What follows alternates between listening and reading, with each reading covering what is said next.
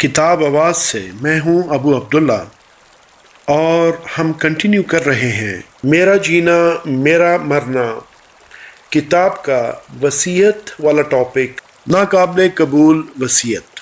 ایسی وصیت جو شریعت سے ٹکراتی ہو، اس پر عمل ہی نہیں کیا جا سکتا۔ ایسی وصیت جس سے کسی کے حق تلفی ہوتی ہو، خصوصاً جب کہ وہ کسی مستحق وارث کے جائز حق میں محرومی یا زیادتی کا سبب بنتی ہو، وہ بھی ناقابل قبول اور باطل قرار دی جائے گی۔ ایسی وصیت ضرر رساں وصیت بھی کہلاتی ہے۔ حرام اور غیر دینی کاموں یا بدعت کے کاموں پر خرچ کرنے کے لیے وصیت کی جائے تو وہ نافذ ہی نہیں ہوگی۔ موت کی مدہوشی یا سختی کی حالت میں کی گئی وصیت و نصیحت نیز یادداشت سے محروم یا کوئی مخبوط الحواس شخص وصیت کرے جس پر ورثاء کا اطمینان نہ ہو، تو اسے کسی معتبر عالم دین کو بتا کر اس کے بارے میں شرعی حکم معلوم کر لینا چاہیے۔ وصیت کی اقسام۔ وصیت کی 3 اقسام ہیں۔ نمبر 1، وصیت برائے مال و اسباب۔ نمبر 2، وصیت برائے حقوق و واجبات۔ نمبر 3، وصیت برائے نصیحت و تزکیہ۔ وصیت برائے مال و اسباب۔ مال و اسباب خواہ کچھ بھی ہو، زیور، کرنسی، بینک اکاؤنٹ، سرٹیفکیٹ، منقولہ و غیر منقولہ جائیداد وغیرہ سب ترکہ میں شامل ہے۔ اس تمام متروکہ مال کا 1/3 تک غیر وارث قرابت داروں، دوستوں یا مسلم امہ کے لیے کار خیر کے کاموں کے لیے وصیت میں مختص کیا جاتا ہے، اور کوئی چاہے تو اپنا یہ اختیار فی سبیل اللہ کاموں میں خرچ کرنے کے لیے استعمال کر سکتا ہے۔ ایسی وصیت میں 1/3 تک مال کے معاملے میں حکمت سے کیا ہوا فیصلہ اس کے لیے قیامت تک صدقہ جاریہ بن سکتا ہے۔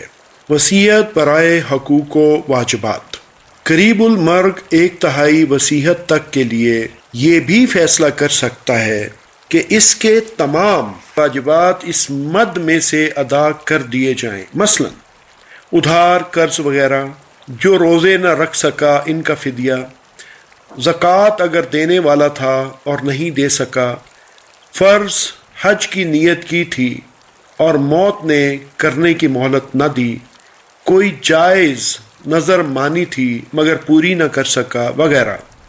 اسی طرح کوئی مرد اگر کسی وجہ سے بوقت نکاح بیوی کا حق مہر ادا نہیں کر سکا تو وہ اس تہائی میں سے ادا کر دیے جانے کی وصیت کر سکتا ہے۔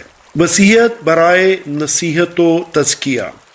وصیت مال کے علاوہ ان ہدایات و انتظامات سے متعلق بھی ہو سکتی ہے جو قریب المرگ اپنے متعلقین کے ذمہ لگا جاتا ہے، مثلا نابالغ اولاد کی دیکھ بھال، اس کے چھوڑے ہوئے علمی کتب خانہ، شفا خانہ، یا اپنی زندگی میں وقف کیے گئے کسی ادارے کی دیکھ بھال اور انتظام داری، اور لوگوں کی امانتوں کو لوٹانا وغیرہ۔ اس کے علاوہ یہ وصیت دینی علم و عمل اور تزکیہ کے بارے میں بھی ہو سکتی ہے، مثلا حقوق اللہ کی پابندی، امر بالمعروف اور نہی عن المنکر کی تاکید، خاندانی روایات میں حلال اور مباح امور کی پاسداری، قرابت داروں سے صلہ رحمی وغیرہ۔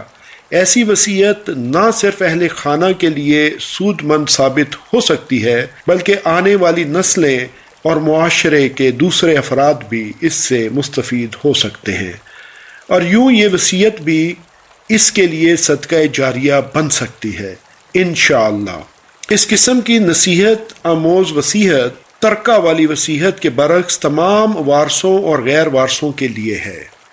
ایسی وصیت میں ایک بات کا خیال رکھیں کہ صرف آپ کا ذاتی مفاد یا غرض مقدم نہ رہے، بلکہ بات آپ کی نسلوں کی فلاح کی بھی ہو، اور اس انداز سے کی گئی ہو کہ پڑھنے اور عمل کرنے والوں کے لیے جبر، تنگی اور بیزاری کا پہلو نہ نکلے، بلکہ پر اثر اور پر حکمت طریقے سے پیغام ان کے دلوں میں اتر جائے۔ مثال کے طور پر اگر کوئی وصیت کر جائے کہ میرے بچوں، میرے ثواب کے لیے ہر رمضان میں صدقہ خیرات یا ہر عید الاضحیٰ پر میری طرف سے قربانی ضرور کرنا، یا زندگی بھر ہفتے میں ایک بار ضرور میری قبر پر آ کر دعائے مغفرت کیا کرنا، تو یہ درست نہیں۔ اگر انہوں نے آپ کو اپنے والدین کے لیے ایسا کچھ کرتے دیکھا ہے تو وہ حتی المقدور کوشش سے ایسا کرتے رہیں گے۔ آپ اسلام کے سانچے میں ڈھلی ہوئی زندگی گزارتے رہے ہیں تو بچے لاشعوری اور لازمی طور پر آپ ہی کے نقش قدم پر چلنے کی کوشش کریں گے، اور یوں ان میں ہر اچھے عمل کو مستقل مزاجی سے نبھانے کی خوبی اور عادت بھی ہوگی۔ اس کی مثال مرحوم خرم مراد رحم اللہ کی کتاب آخری وصیت ہے، جو انہوں نے اپنے اہل خانہ کے لیے لکھی، اور محترمہ بشرا ارشاد کی کتاب یا بنیہ ہے، جو انہوں نے اپنے بیٹے کے لیے لکھی۔ غیر مسلم ممالک میں بسنے والے مسلمانوں کا وصیت و نصیحت لکھ رکھنا، یہ خصوصاً اس لیے بھی ناگزیر ہو جاتا ہے کہ وہاں کے شہری قوانین کے مطابق اپنی زندگی میں سرکاری وصیت نامہ پر ضروری اندراج نہ کیے جائیں۔ یہ خصوصاً اس لیے بھی ناگزیر ہو جاتا ہے کہ وہاں کے شہری قوانین کے مطابق اپنی زندگی میں سرکاری وصیت نامہ پر ضروری اندراج نہ کیے جائیں تو نہ صرف میت کو وہاں غیر اسلامی طریقے سے کفنا دفنا دیا جاتا ہے، بلکہ اس کی تمام جملہ املاک بھی وراثت میں منتقل ہونے کی بجائے سرکاری قبضہ میں چلی جاتی ہیں۔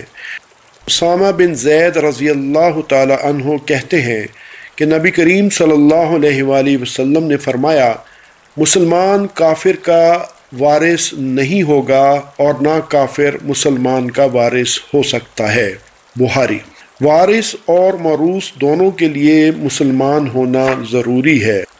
انبیاء کی وصیت، ایسی وصیت جو وارثوں کی دینی اصلاح کے لیے ہو بہترین وصیت ہے۔ نبیوں کی وراثت وہ پیغام حق ہوتا ہے جو تا قیامت تمام نسلوں تک منتقل ہوتا چلا جاتا ہے۔ قرآن مجید میں ارشاد باری تعالیٰ ہے، جب یعنی ابراہیم علیہ السلام کو ان کے رب نے کہا فرما بردار ہو جاؤ، انہوں نے کہا میں نے رب العالمین کی فرما برداری کی، اور اسی کی وصیت ابراہیم علیہ السلام اور یعقوب علیہ السلام نے اپنی اولاد کو کی۔ اے ہمارے بیٹو، اللہ تعالیٰ نے تمہارے لیے اسی دین کو پسند فرمایا ہے، تمہیں اس حال میں موت آئے کہ تم مسلمان ہو۔ سورہ البقرہ۔ لقمان علیہ السلام نے اپنے فرزند کو جو وصیتیں کیں، ان کے بارے میں قرآن مجید میں ذکر ملتا ہے۔ اے میرے بیٹے، اللہ کے ساتھ کسی کو شریک نہ کرنا، بے شک شرک بڑا بھاری ظلم ہے۔ اے میرے بیٹے، نماز قائم کرنا اور اچھائی کا حکم دینا اور برائی سے روکنا، اور تمہیں جو بھی تکلیف پہنچے اس پر صبر کرنا۔ سورہ لقمان۔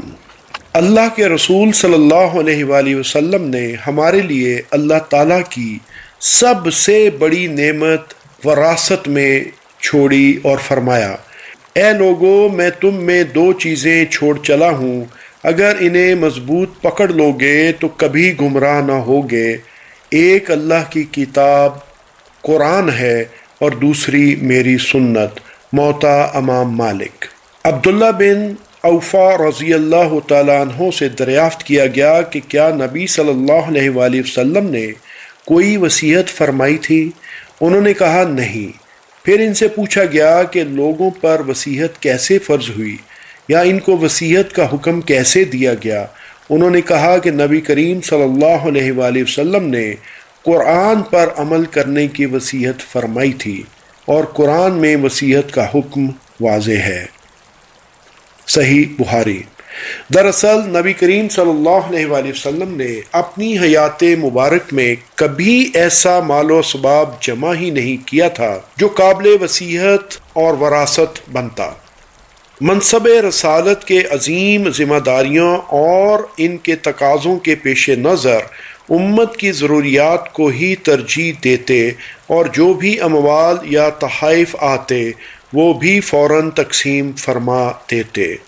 اسی طرح آپ صلی اللہ علیہ وآلہ وسلم کے اہل خانہ بھی قناعت اور توکل علی اللہ پر پورا تعاون کرتے۔ عمر رضی اللہ تعالی عنہ بن حارث جو رسول اللہ صلی اللہ علیہ وآلہ وسلم کے سالے یعنی ام المومنین سیدہ جویریہ رضی اللہ تعالی عنہا کے بھائی ہیں، روایت کرتے ہیں کہ رسول اللہ صلی اللہ علیہ وآلہ وسلم نے اپنی وفات کے وقت نہ کوئی درہم چھوڑا، نہ دینار، اور نہ کوئی لونڈی غلام اور نہ کوئی اور چیز، صرف ایک سفید خچر، چند ہتھیار اور کچھ زمین تھی جسے آپ صلی اللہ علیہ وآلہ وسلم وقف کر چکے تھے۔ صحیح بخاری۔ سیدہ عائشہ رضی اللہ تعالی عنہا بیان کرتی ہیں کہ نبی کریم صلی اللہ علیہ وآلہ وسلم نے فرمایا، ہم یعنی پیغمبروں کا کوئی وارث نہیں ہوتا، ہم جو چھوڑ جائیں وہ صدقہ ہے۔ صحیح بخاری۔ اپنے اہل و عیال کو وصیت میں مندرجہ ذیل امور سے متعلق سختی سے تنبیہ کرنی چاہیے۔ نمبر 1، میری وفات پر واویلا نہ کرنا، چہرہ و سینہ نہ پیٹنا، بال نہ نوچنا اور نہ ہی کپڑے وغیرہ پھاڑ کر حیا باختہ ہونا، میری جدائی کے غم میں منہ سے خلاف اسلام کوئی بات نہ نکالنا وغیرہ۔ نمبر 2، میرا غسل، کفن، جنازہ، نماز جنازہ، تدفین وغیرہ سب سنت رسول صلی اللہ علیہ وآلہ وسلم کے مطابق کرنا۔ نمبر 3، میری قبر سادہ اور کچی رکھنا، اس پر سنگ مرمر وغیرہ کا استعمال نہ کرنا اور نہ ہی مزار یا کوئی غیر اسلامی عمارت تعمیر کرنا۔ کوئی خلاف سنت کام ہوا تو میں اس سے بری الذمہ ہوں۔ نمبر 4، میری وفات کے بعد لمبے سوگ اور تعزیتی رسومات و بدعات سے اجتناب کرنا۔ نمبر 5، میرے کل ترکہ میں سے وراثت کے علاوہ جو حصہ برائے وصیت ہے اسے فی سبیل اللہ خرچ کرنا۔ ایسے میوزیم جہاں بت یادگار کے طور پر رکھے ہوں ان پر، یا آرٹ گیلریوں اور غیر اسلامی ویلفیئر کے پروگرام وغیرہ پر خرچ نہ کرنا۔ صحابی رسول صلی اللہ علیہ وآلہ وسلم سیدنا حذیفہ رضی اللہ تعالی عنہ بن یمان کی وصیت کتنی حیرت انگیز ہے۔ فرماتے ہیں، جب میں وفات پا جاؤں تو کسی کو اطلاع نہ دینا، ممکن ہے یہ نائی میں شمار ہو، اور رسول اللہ صلی اللہ علیہ وآلہ وسلم نے نائی سے منع فرمایا ہے، اور یہ بات میں نے خود سنی ہے۔ نئی یعنی کسی کی وفات کا اعلان کرنا، اس میں غرض شہرت ہوتی ہے، اس لیے ناجائز ہے۔ غور طلب آیات۔ جو شخص نیک عمل کرتا ہے سو وہ اپنے ہی لیے کرتا ہے، اور جو برے کام کرتا ہے اس کا نقصان اسی کو پہنچتا ہے، پھر تم سب کو اپنے رب کی طرف لوٹ کر جانا ہے۔ سورہ الجاثیہ آیت نمبر 15۔ اسی کے ساتھ ہی میرا جینا میرا مرنا کا ٹاپک وصیت ختم ہوتا ہے۔ ملتے ہیں اگلے چیپٹر میں۔ کتاب آواز سے ابو عبداللہ کو اجازت دیجیے۔ اپنا بہت خیال رکھیے گا۔ اللہ حافظ۔